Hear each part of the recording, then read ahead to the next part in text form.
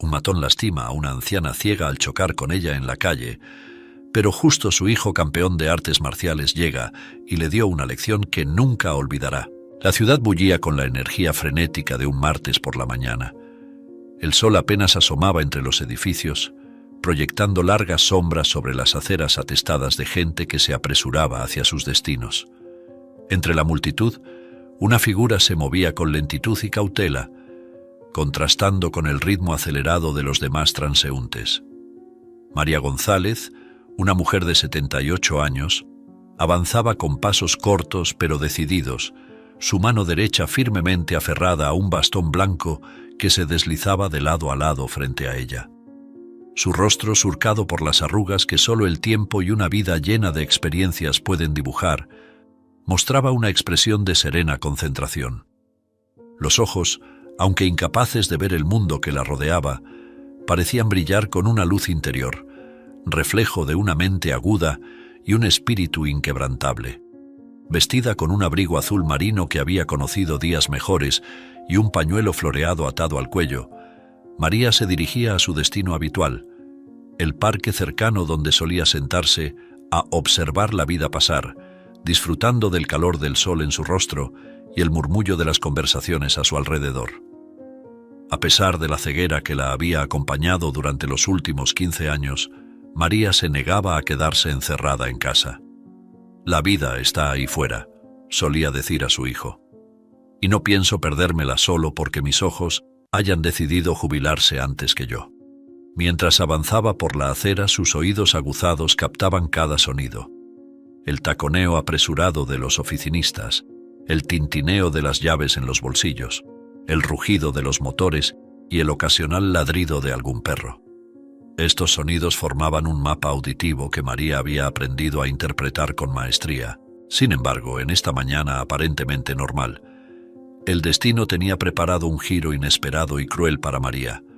A unos metros de distancia, caminando en dirección opuesta, venía Javier Ruiz, un hombre de 35 años, cuyo rostro mostraba los estragos de una noche de excesos y una vida marcada por malas decisiones. Con el pelo desgreñado, una barba de varios días y ojeras profundas, Javier avanzaba con paso errático, empujando ocasionalmente a quienes se cruzaban en su camino. Su mente nublada por el alcohol que aún corría por sus venas y la ira acumulada por años de frustraciones, Javier era una bomba de tiempo ambulante. Cada empujón, cada mirada de desaprobación de los transeúntes, alimentaba su rabia interior. El destino, con su cruel ironía, dirigió los pasos de María y Javier hacia un inevitable encuentro. La anciana, concentrada en navegar por la acera familiar, no pudo anticipar la presencia errática de Javier. Por su parte, el hombre, sumido en su propio mundo de resentimiento, no prestó atención a la figura de la anciana que se aproximaba. El choque fue tan repentino como violento.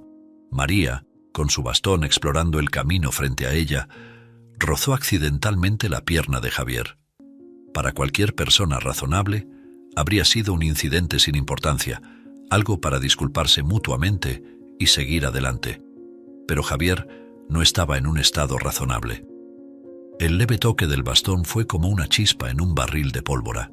Javier se giró bruscamente, sus ojos inyectados en sangre, fijándose en la figura frágil de María. Vieja estúpida», bramó, su voz ronca por el alcohol y el tabaco. «¿Es que no puedes mirar por dónde vas?». María se detuvo en seco, sorprendida por la repentina hostilidad. Su corazón comenzó a latir más rápido, una mezcla de miedo y confusión apoderándose de ella. «Lo siento mucho, señor», respondió con voz temblorosa pero digna. «No le vi venir. Soy ciega, ¿sabe? No fue mi intención molestarle». Pero sus palabras, lejos de calmar a Javier, parecieron enfurecerlo aún más. En su mente embotada, la disculpa de María sonó a excusa, a debilidad. Y Javier, un hombre acostumbrado a descargar sus frustraciones sobre los más débiles, vio una oportunidad. «¿Ciega? ¡Ja! Eso no es excusa para andar por ahí golpeando a la gente», escupió acercándose amenazadoramente a María. El olor a alcohol y sudor invadió las fosas nasales de la anciana, haciéndola retroceder instintivamente. Alrededor la gente comenzaba a notar la escena. Algunos lanzaban miradas de preocupación, otros simplemente aceleraban el paso, no queriendo involucrarse. La indiferencia urbana, esa plaga silenciosa de las grandes ciudades, se hacía presente una vez más. María, sintiendo la hostilidad creciente, intentó alejarse. «Por favor, señor, ha sido un accidente. No quise causar ningún problema. Si me disculpa, seguiré mi camino». Pero Javier no estaba dispuesto a dejarla ir tan fácilmente. En un movimiento brusco, agarró el brazo de María, apretando con fuerza. La anciana dejó escapar un grito ahogado de dolor y sorpresa. «¿Crees que puedes irte así sin más después de golpearme?», gruñó Javier, su rostro a centímetros del de María. «Vas a aprender a respetar, vieja». El miedo se apoderó completamente de María. En sus 78 años de vida, nunca se había sentido tan vulnerable, tan indefensa.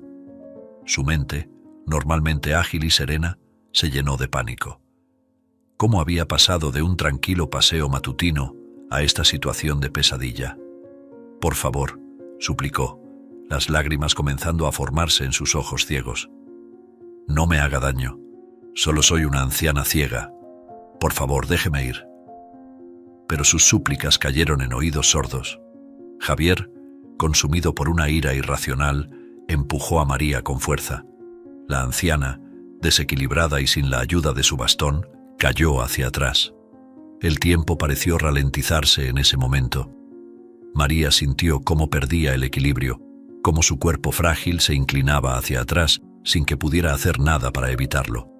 Su mente, en un destello de claridad en medio del caos, pensó en su hijo, en lo preocupado que estaría si supiera lo que estaba pasando. Pensó en el parque al que se dirigía, en el banco donde solía sentarse, en las risas de los niños que jugaban cerca. Y entonces el impacto. María cayó sobre el duro pavimento con un ruido sordo que pareció resonar en toda la calle. Su cabeza golpeó contra el suelo y un dolor agudo se extendió por todo su cuerpo.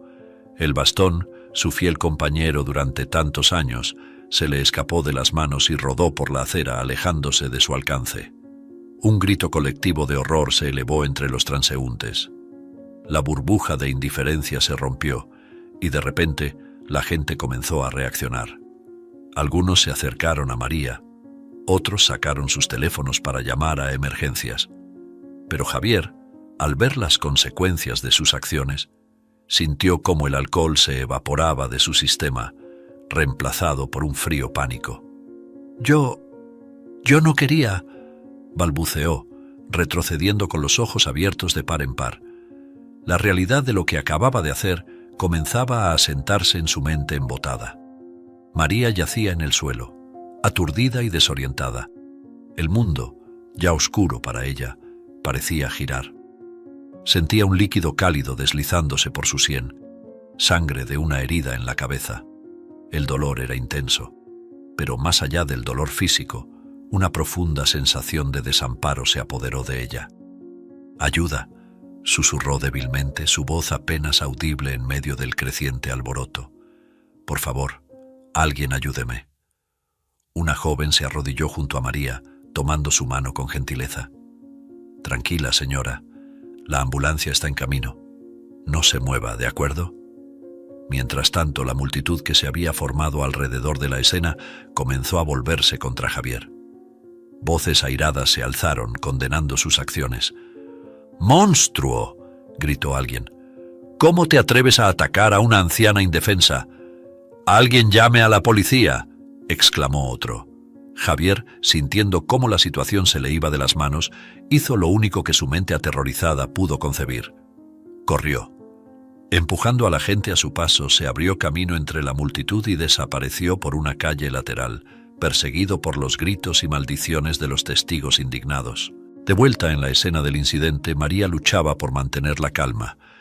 El dolor en su cabeza pulsaba con cada latido de su corazón y podía sentir cómo un hematoma comenzaba a formarse en su brazo, donde Javier la había agarrado. Pero más allá del dolor físico era el shock emocional lo que amenazaba con abrumarla. «Mi bastón», murmuró, su mano buscando a tientas el familiar objeto. «Por favor, ¿Alguien puede alcanzarme mi bastón? Un hombre se acercó, recogiendo el bastón blanco que había rodado varios metros. Lo examinó con una mueca de preocupación antes de entregárselo a la joven que estaba junto a María. «Lo siento, señora», dijo la joven con voz suave. «Su bastón se ha roto en la caída». Esas palabras fueron como un golpe adicional para María. Su bastón no era solo una herramienta, era una extensión de sí misma, su conexión con el mundo exterior.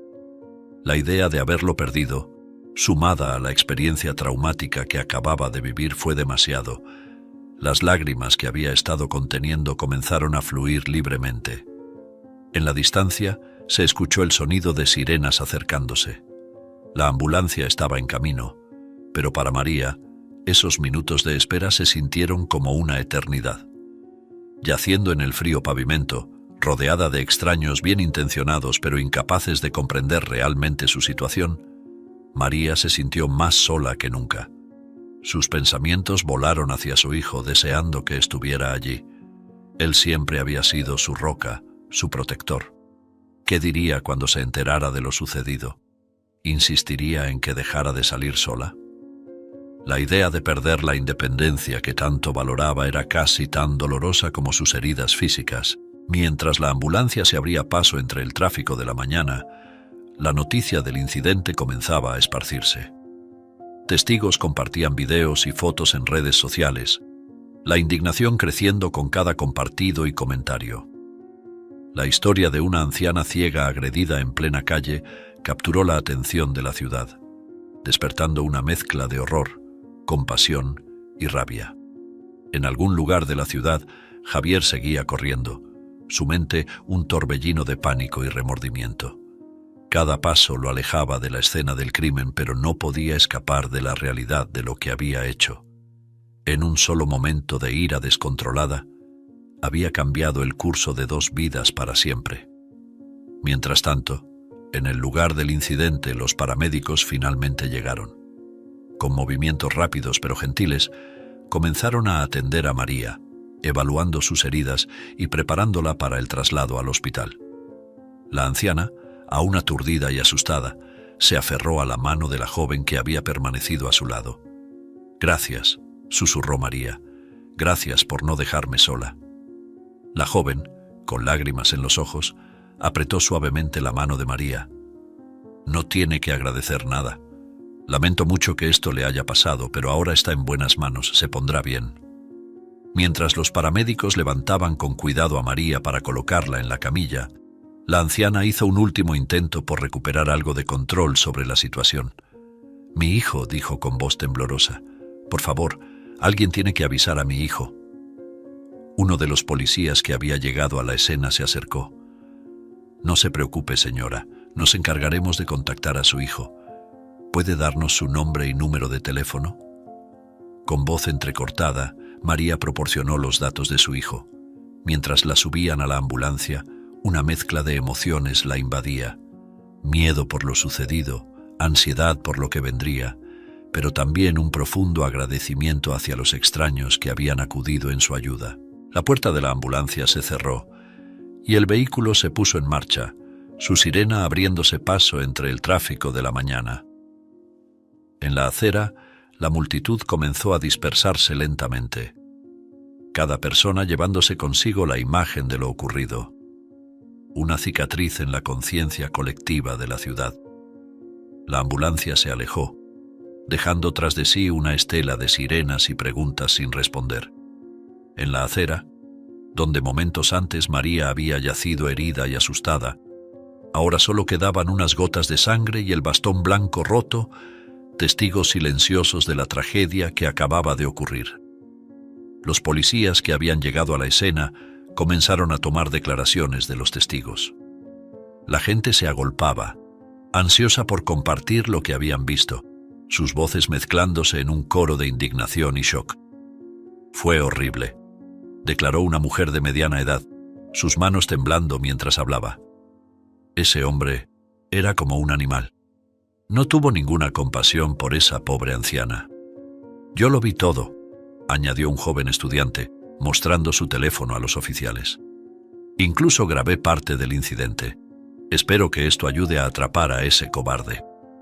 Mientras los policías recopilaban información y evidencias, la noticia del ataque se propagaba como un incendio por las redes sociales. Hashtags como Justicia para la anciana y No a la violencia comenzaron a ser tendencia en cuestión de minutos. La indignación colectiva crecía con cada compartido, cada comentario, cada nueva persona que se enteraba del suceso. En el hospital, María fue rápidamente atendida en la sala de emergencias. Los médicos trabajaban diligentemente, evaluando la extensión de sus heridas.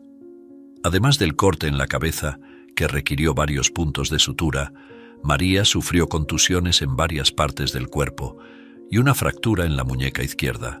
Pero más allá de las heridas físicas, era el trauma emocional lo que más preocupaba a los profesionales de la salud.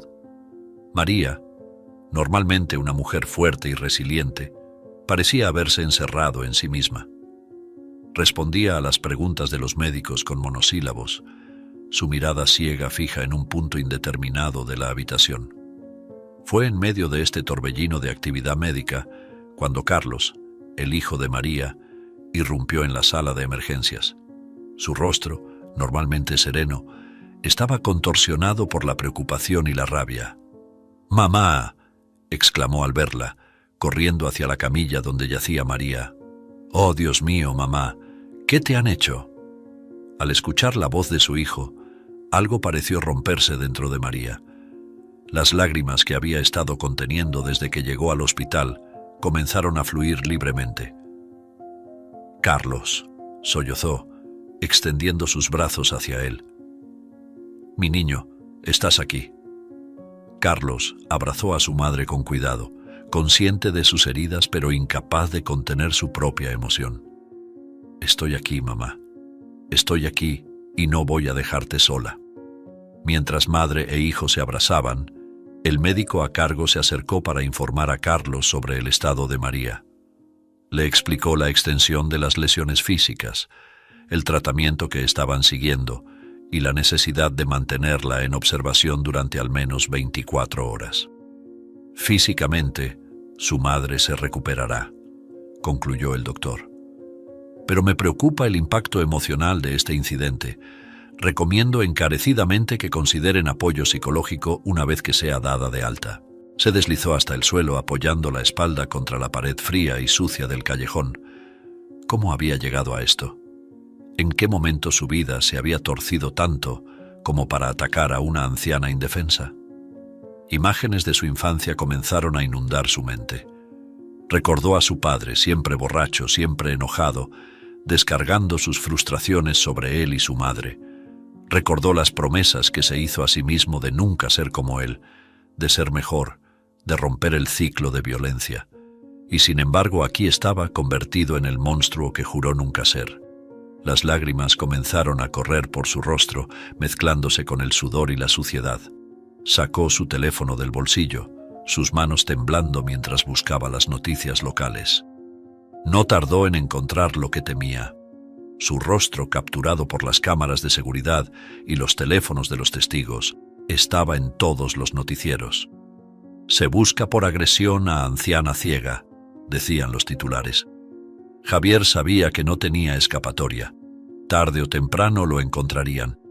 La pregunta era, ¿qué haría hasta entonces? ¿Seguiría huyendo, prolongando lo inevitable? ¿O enfrentaría las consecuencias de sus acciones? Mientras Javier luchaba con su conciencia en aquel callejón oscuro, en el hospital, María finalmente había caído en un sueño intranquilo, agotada por los eventos del día. Carlos permanecía a su lado, velando su sueño, su mente dividida entre la preocupación por su madre y la determinación de hacer justicia. En las calles de la ciudad, la búsqueda del agresor continuaba. La policía había establecido controles, revisaba cámaras de seguridad y entrevistaba a posibles testigos. La comunidad se había movilizado compartiendo la imagen de Javier en redes sociales y estando alerta ante cualquier avistamiento.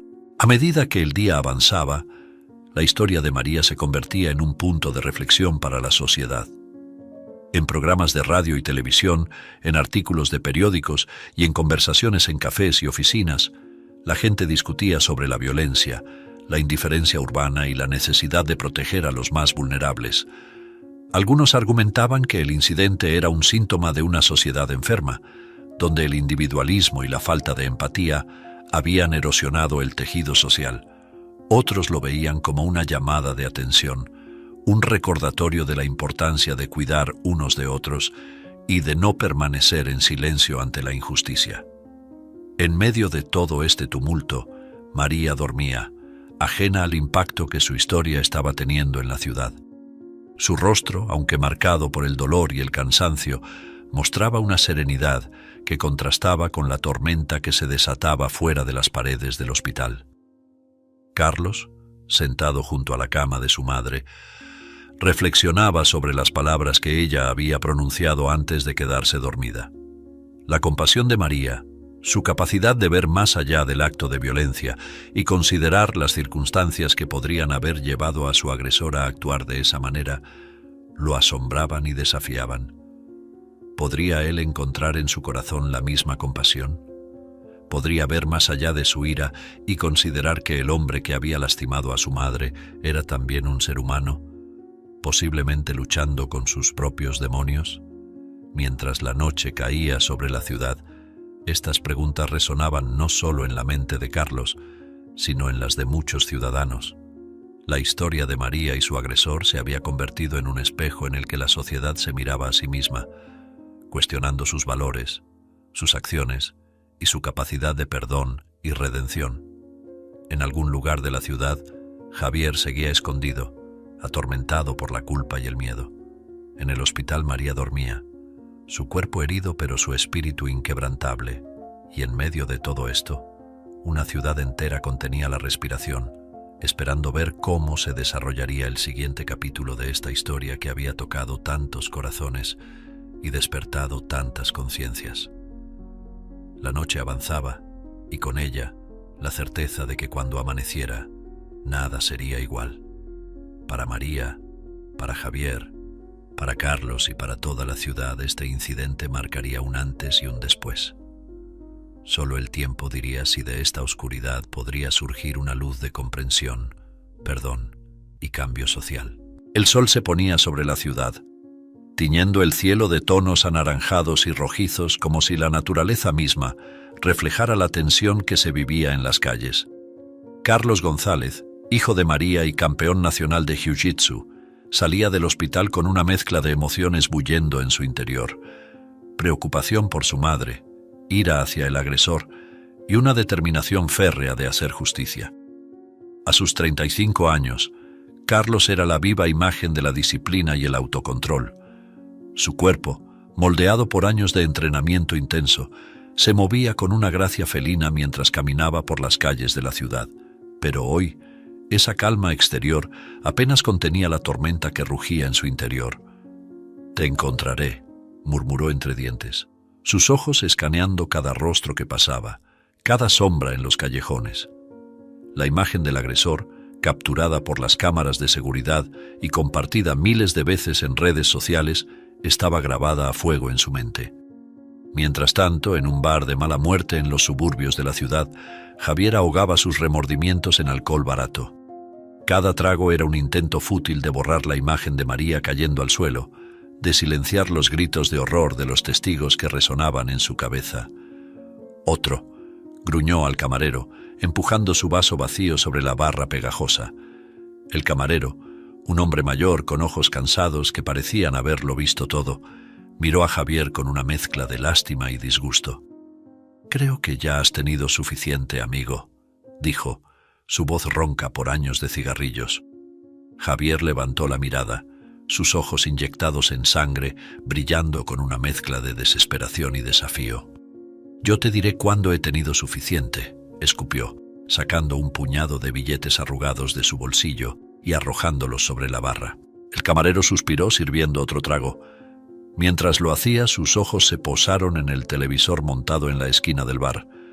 Las noticias estaban reproduciendo una vez más la historia del ataque a la anciana ciega. La imagen de Javier, capturada por las cámaras de seguridad, llenaba la pantalla. El camarero miró de nuevo a Javier, el reconocimiento dibujándose lentamente en su rostro. Su mano se detuvo a mitad de camino de servir el trago. Javier, notando la vacilación del camarero, siguió su mirada hasta el televisor. Por un momento, el tiempo pareció detenerse. Vio su propio rostro en la pantalla, distorsionado por la ira y el alcohol, empujando a María. Vio el horror en los ojos de los testigos, la fragilidad de la anciana al caer. «Yo», comenzó Javier, su voz quebrándose. Pero antes de que pudiera decir más, la puerta del bar se abrió de golpe. Carlos entró, sus ojos recorriendo el lugar hasta posarse en Javier. El reconocimiento fue instantáneo, visceral. «¡Tú!», gruñó Carlos, su voz baja pero cargada de una furia apenas contenida.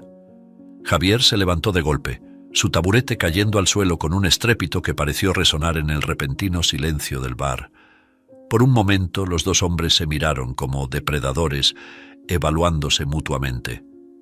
Fue Javier quien rompió primero el contacto visual, lanzándose hacia la puerta trasera del bar en un intento desesperado de escape. Pero Carlos, con sus reflejos afinados por años de entrenamiento, fue más rápido. En un movimiento fluido, Carlos interceptó a Javier, agarrándolo por el cuello de su chaqueta y estrellándolo contra la pared. El impacto expulsó el aire de los pulmones de Javier dejándolo jadeando. «¿Creíste que podrías escapar?», siseó Carlos, su rostro a centímetros del de Javier.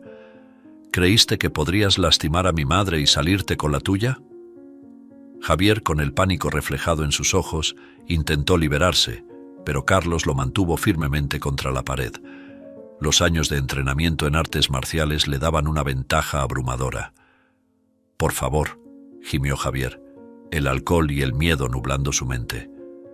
«No quise... no sabía». «¿No sabías qué?», rugió Carlos, su voz elevándose. «¿No sabías que estabas atacando a una anciana indefensa? ¿A una mujer ciega?». Los otros clientes del bar observaban la escena con una mezcla de shock y fascinación mórbida. Nadie se atrevía a intervenir. Carlos levantó su puño, años de ira y frustración convergiendo en este momento. Javier cerró los ojos, esperando el golpe que seguramente lo dejaría inconsciente. Pero el golpe nunca llegó. En el último segundo, las palabras de su madre resonaron en la mente de Carlos. «El odio solo engendra más odio. Lo que necesitamos es comprensión, no venganza». Con un esfuerzo sobrehumano, Carlos bajó lentamente su puño. Su respiración era pesada, su cuerpo temblaba por la adrenalina y la emoción contenida. «No», dijo finalmente, su voz apenas un susurro. «No seré como tú. No resolveré esto con violencia». Javier abrió los ojos, sorprendido y confundido. ¿Qué vas a hacer conmigo?», preguntó su voz temblando. Carlos lo miró fijamente, viendo por primera vez no al monstruo que había atacado a su madre, sino a un hombre roto, asustado y perdido. «Voy a llevarte a la policía», respondió Carlos. «Vas a enfrentar las consecuencias de tus acciones.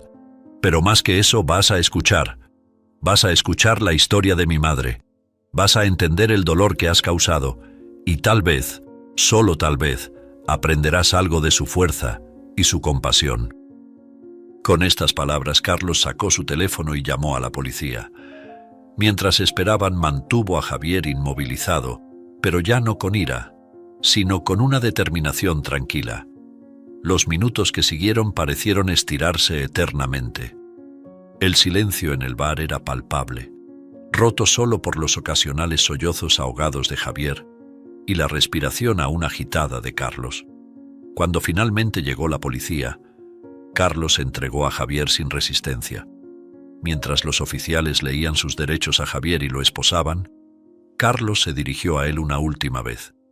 «Mi madre, la mujer que atacaste, me enseñó que incluso en los momentos más oscuros debemos buscar la luz. Ella te perdonaría, ¿sabes? A pesar de todo, ella encontraría en su corazón la fuerza para perdonarte. No sé si yo puedo hacer lo mismo aún, pero por ella estoy dispuesto a intentarlo». Javier, con las manos esposadas a la espalda, miró a Carlos con una mezcla de asombro y vergüenza. Por primera vez desde el incidente, las lágrimas que brotaron de sus ojos no eran de autocompasión, sino de un arrepentimiento genuino. Mientras la policía se llevaba a Javier, Carlos se quedó de pie en la acera viendo cómo el patrullero se alejaba. La noche había caído completamente sobre la ciudad, pero por primera vez desde que recibió la llamada del hospital, Carlos sintió que podía respirar de nuevo. Sacó su teléfono y marcó el número del hospital. «Mamá», dijo cuando María respondió, su voz suave y cargada de emoción. «Lo encontramos. Está con la policía ahora. Y mamá, tenías razón, sobre todo». Al otro lado de la línea, María sonrió, una mezcla de alivio y orgullo inundando su corazón. «Lo sé, hijo mío», respondió suavemente. «Lo sé». Mientras Carlos caminaba de regreso al hospital, la ciudad parecía diferente. Las mismas calles que horas antes habían sido testigos de un acto de crueldad, ahora parecían llenas de posibilidades. La historia de María, de Carlos y sí, incluso de Javier, apenas comenzaba. Y con ella, tal vez, la historia de una ciudad que aprendía a ser un poco más compasiva, un poco más unida, un poco más humana. El amanecer llegó a la ciudad. Bañando las calles con una luz suave que parecía prometer mucho había cambiado en las últimas 48 horas. María, aún en el hospital pero recuperándose, había conmovido a la ciudad con su historia de perdón y compasión. Carlos, su hijo, había demostrado una fuerza de carácter que iba más allá de sus habilidades físicas. Y Javier, el agresor, se encontraba en una celda, enfrentando no solo las consecuencias legales de sus acciones, sino también el peso de su propia conciencia. Esa mañana, en la sala de visitas de la cárcel local, se iba a producir un encuentro que cambiaría para siempre las vidas de todos los involucrados. María, sentada en una silla de ruedas y con Carlos a su lado, esperaba pacientemente. Sus manos, arrugadas por los años pero fuertes en su determinación, descansaban sobre su regazo. A pesar de no poder ver, su rostro estaba orientado hacia la puerta, como si pudiera sentir lo que estaba por venir. El sonido de pasos y el tintineo de llaves anunció la llegada de Javier. Entró en la sala escoltado por un guardia, sus ojos bajados, su postura encorvada por el peso de la vergüenza y el remordimiento. «Señora González», dijo el guardia, «Javier Ruiz está aquí». María asintió suavemente. «Gracias. ¿Podría dejarnos solos, por favor? Mi hijo estará aquí para asegurarse de que todo esté bien». El guardia dudó por un momento, pero al ver la determinación en el rostro de María y la presencia imponente de Carlos, accedió y salió de la sala. Un silencio pesado cayó sobre la habitación. Javier, incapaz de levantar la mirada, permaneció de pie, su cuerpo temblando ligeramente. Fue María quien rompió el silencio. «Javier», dijo, su voz suave pero firme, «por favor, siéntate. Me gustaría hablar contigo». Sorprendido por la gentileza en su tono, Javier levantó la mirada. Sus ojos se encontraron con los de Carlos, que lo observaba con una mezcla de cautela y curiosidad. Lentamente, Javier tomó asiento frente a María. Yo lo siento tanto», comenzó Javier, su voz quebrándose. «No hay excusa para lo que hice». María levantó una mano interrumpiéndolo suavemente. «Javier, no estoy aquí para escuchar tus disculpas. Estoy aquí para entender, para escuchar tu historia y tal vez para ayudarte a entender la mía».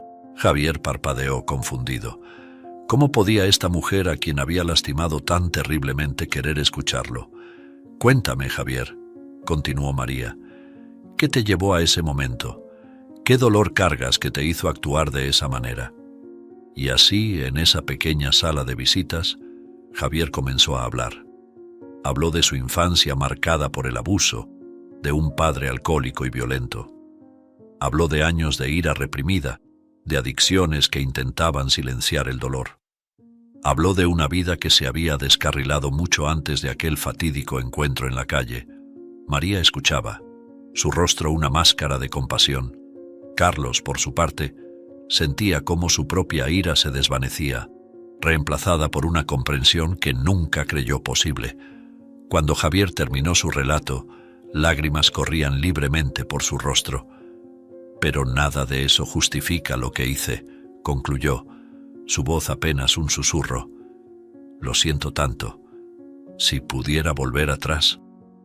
«No podemos cambiar el pasado, Javier», dijo María extendiendo su mano. Después de un momento de duda, Javier la tomó, sorprendido por la calidez y firmeza de su agarre. «Pero podemos aprender de él, podemos elegir ser mejores». María continuó, su voz llena de una sabiduría nacida de años de experiencia y reflexión. «La violencia que viviste no es tu culpa, pero la que perpetúas sí lo es. Cada uno de nosotros tiene la capacidad de romper el ciclo, de elegir la compasión sobre la ira, el perdón sobre la venganza». Javier escuchaba, cada palabra calando profundo en su ser. Por primera vez en su vida, sintió que alguien realmente lo veía, no como un monstruo, sino como un ser humano herido y capaz de cambiar. «Te perdono, Javier», dijo María finalmente. Esas 3 palabras cayeron como un trueno en la sala. Javier jadeó, incapaz de creer lo que escuchaba. Carlos, aunque ya conocía el corazón compasivo de su madre, no pudo evitar una exclamación de asombro. «Pero», continuó María, su voz adquiriendo un tono más firme, «el perdón no significa ausencia de consecuencias. Debes responder por tus acciones ante la ley. Y más importante aún, debes responder ante ti mismo. El verdadero desafío comienza ahora, Javier. ¿Estás dispuesto a hacer el trabajo duro de cambiar, de sanar?»